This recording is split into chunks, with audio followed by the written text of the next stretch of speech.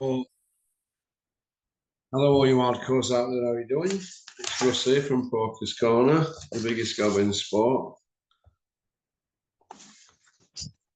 We say the things on here that nobody dares say. Not that it gets us anywhere. What time are we on here? 6 o'clock. Getting this last one done this morning. Should have done these with Andy last night, but I'm in no fit state. Do apologise, Andy. You know, who's not from Aberdeen. I hope you're well. Come and see you anyway, sure. The next couple of months. Let's hope I don't head to Aberdeen because I was looking on map earlier where Aberdeen is from Perth, miles away. But you're right, Andy. It does sound better, Andy from Aberdeen than Andy from Perth.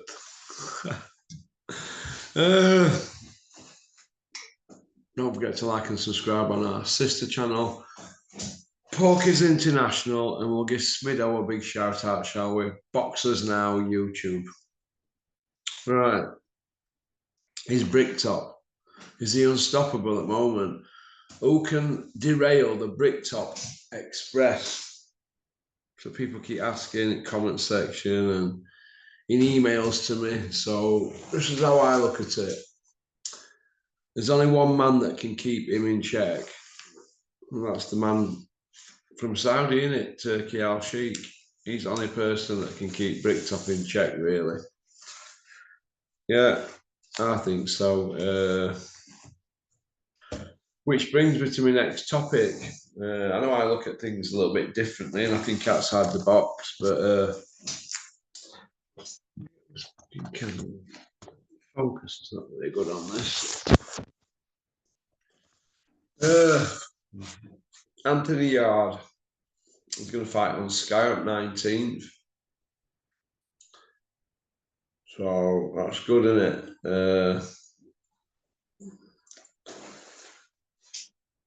Now, Tunde and Yard, they've got legal issues, haven't they, with Bricktop?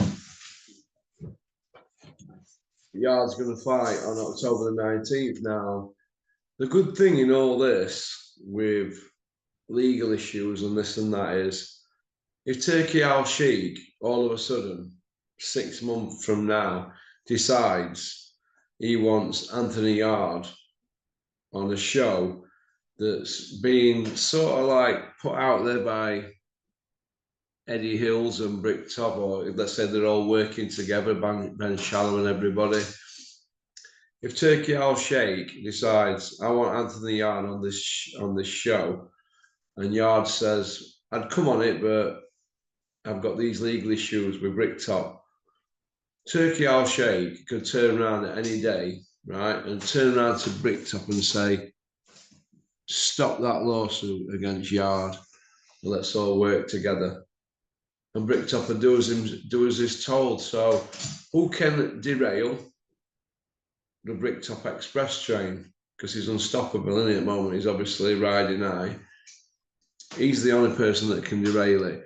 You've seen him put him in his place regarding Chris Eubank. They're not going to say he's put him in his place, but 1 minute we've got Bricktop suing anybody who gets near him, and that's all he's ever done, because he's obsessed by legal things, because he used to work in the solicitors when he left school, if you read his book. Yeah, there's no wrong with that, no wrong with getting a good job like that. So good luck to him if he feels that that's the right way to move forward. But for all the bluster, we didn't see Eubank being sued, did we? There were no papers served. And to be honest with you, if Eubank would have wanted to, he could have quite easily said, no problem. He could have gone to court. I would have personally given him the ammunition to defend himself myself. I would have said, well, if that in SCUMBAG behaviour, I don't know what it is. So I look at it. Could have worded it a bit better, but I don't think it was a slam dunk for Bricktop, to be honest. But I think Eubank, because he got his fingers burnt the first time, were probably on the back foot, because he's obviously not got as much lolly as Bricktop. But all of a sudden, after all that, well, the lawsuit stopped, didn't it? So somebody got in his ear, didn't they? Hey? Could it be because he's fighting in Riyadh on October 12th and they wanted him to have a clear head? I don't know, but there's no lawsuit, and within a few handful of hours, everybody was swapping spit in the shower. How can that be?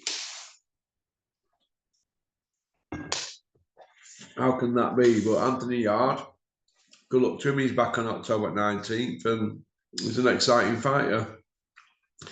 So look for that lawsuit to all be settled and everybody to be pals. Is me pal? Is me pal? Is a pal of mine? Not pals of mine. I've got enough.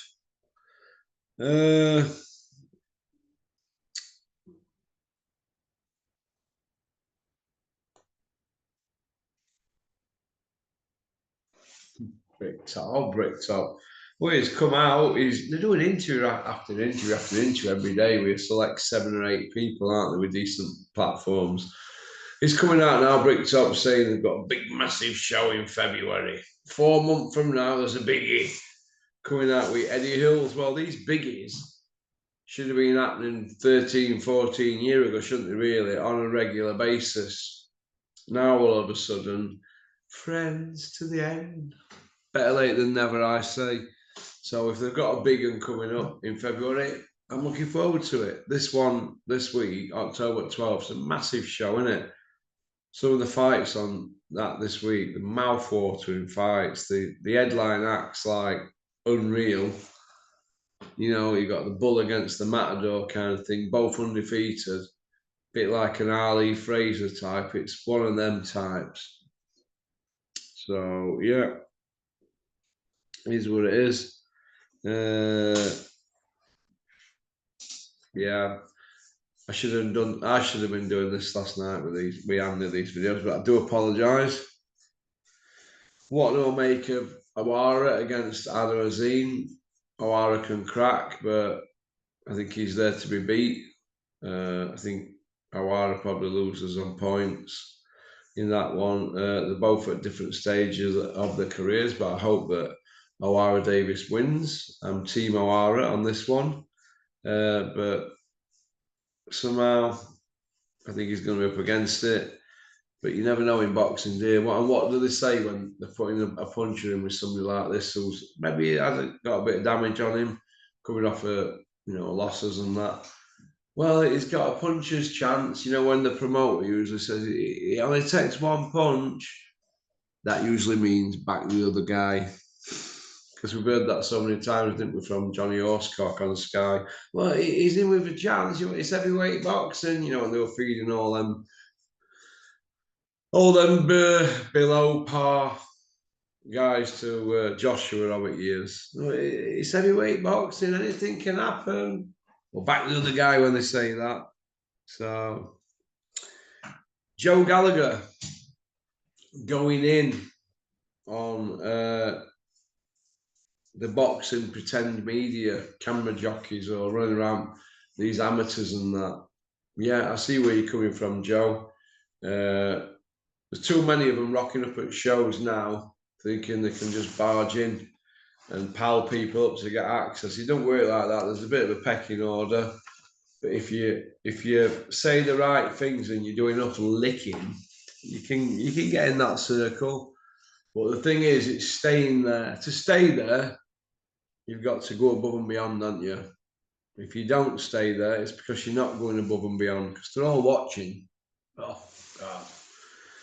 They're not all a little bit wild like me, are they? So I see where Joe Gallagher's coming from, and I see what he meant when he had a dig at the Gad regarding Don Charles. I can see where he's coming from with that.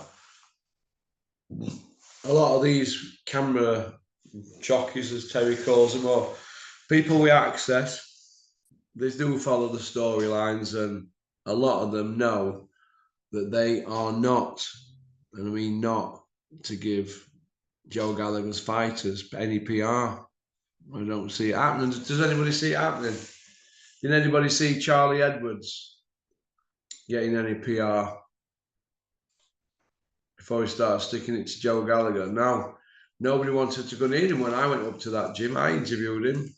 No YouTubers are going near him. We went out to a nice restaurant in Manchester. Me, Joe, and the fighters after. And I know who were giving fighters PR and who weren't. And it's amazing how when they cross the street, they get the PR, don't they? And that's just how boxing goes. Everybody knows what's going on. You've got to be a little bit of a cunning fox. No. Arse lickers maybe arse. Maybe I've been arse saying that. Maybe I've been out of order saying that. It's my opinion, isn't it?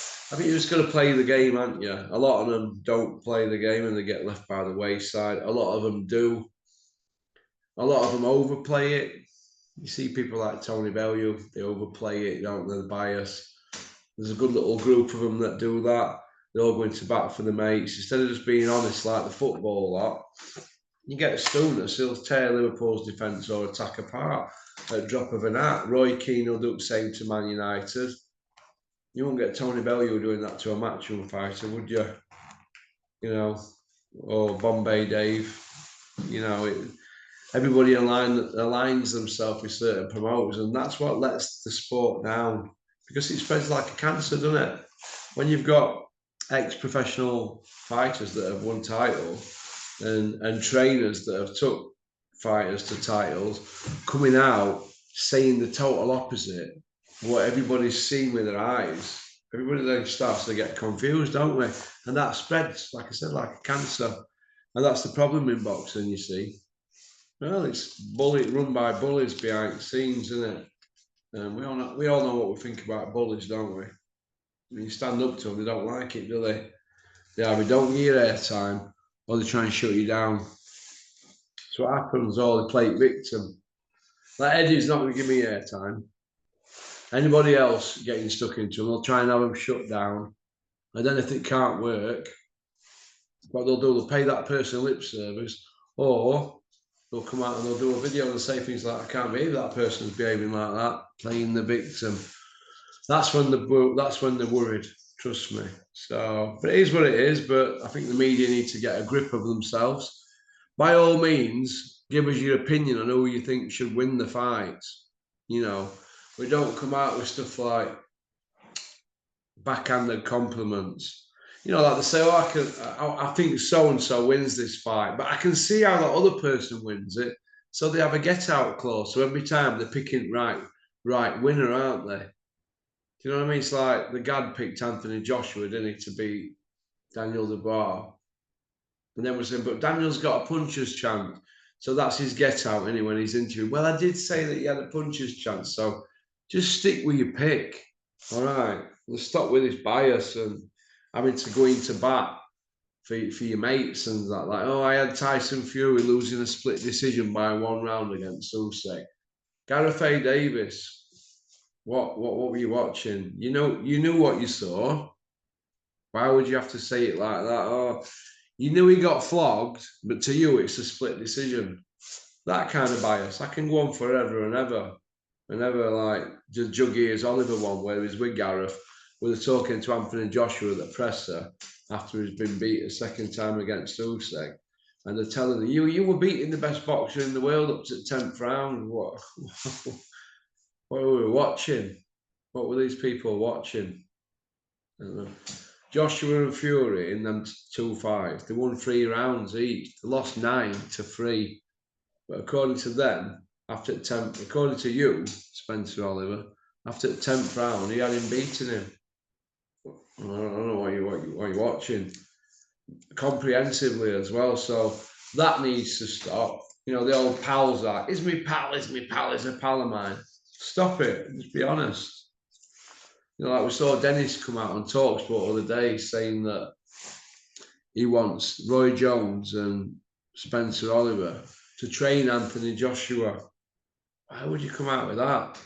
And then I think, oh my God, Dennis has got on TalkSport, and I know how Dennis works. I worked for him for over 6 years. Dennis is on TalkSport. He don't get invited on there much, but he's been on there 3 times in 5 years. And he's actually putting on a tournament with America versus England. And Spencer Oliver's captain at England team, and Roy Jones is captain at American team. And Dennis and Crumpy are putting money up with Fight Zone and all that for the tournament. So, and all of a sudden, lo and behold, the big topic's Anthony Joshua's, who should train him, and Dennis is throwing their names into the mix. So it's old pals talk, innit? And what pedigree has Spencer Oliver got as a trainer, and Roy Jones to train Anthony Joshua, a big commercial juggernaut like that? He ain't got any, has it? Has he really? So a bit poor from Dennis, that, in my opinion. But it's people in the industry going out to bat for the friends, isn't it? Or trying to keep it mixed, because Dennis is going to want him on TalkSport, isn't he, again? You know, because he likes all that kind of thing, doesn't he, Dennis? Likes a bit of PR. And you always used to say to me, any PR is good. Good or bad, it's so good you're out there. So, Jack Massey against Opatia. Spoke about that in part 1. I want Jack Massey to win. I like him. And I think he could be getting Opatia at the right time. So, let's hope so. Joe Gallagher on online abuse, we spoke about that. People keep asking me about it. Yeah, I know Joe personally. His kids at school, his daughters had abuse over his position as a trainer, and interviews he were giving for years, Joe, trying to get his fighters out there, and he did well for a lot of his fighters. He had them 2 massive runs, didn't he, years ago, where there were 50-odd fights or something, or thereabouts, undefeated, and in 2 stages. He had massive abuse. His kids shouldn't have had to put up with that, should they? I think maybe that needs looking at. He did go passionately into bat for Don Charles. Don's at violins out though for the last couple of weeks, hasn't he? But I can understand where he's coming from. Trainer always gets it in here, doesn't he? It is what it is. Is Bricktop unstoppable? Well, at the moment, he isn't the only guy that can stop him. It's Turkey Al Sheikh, so keep him in line. I'd like to see the Anthony Yard thing dropped. I think we'll see a solution to that soon, and an announcement saying there's no legal action. Watch it unfold. So a bit like the Eubank one, there were legal action, and then hours later there weren't. So watch that unfold. That's about it, really. Dark one this morning, isn't it? Got my little gloves. So, okie dokie. Thanks for liking and subscribing and leaving a comment. Don't forget Pokers International, our sister channel. Give that a little nosy, and like and subscribe on there as well. Don't forget to leave a comment in the comment section. Let me know what you think about these videos. Let's see some interacting. The competition's £100 for November. So if you want to come on this channel, get emailing me, pokecorner@mail.com. And Welcome Estates have put £100 up for winner in November. So if you come on here on a Zoom with me in November, whoever gets the most views at the end of November, you get £100. And I'll square you up that in, I don't know, first week in December. You've got some Christmas beer money, and you could have a night out on Porky's Corner. Who will it be? I don't know. Kent and Terry, you say they'd be favourites, wouldn't you? What about that kid Damien in Brighton? Oh, he'd be up for it, wouldn't you? Like I say, it's £100. And we like to stand on here. So, all right. So, go on, peace out.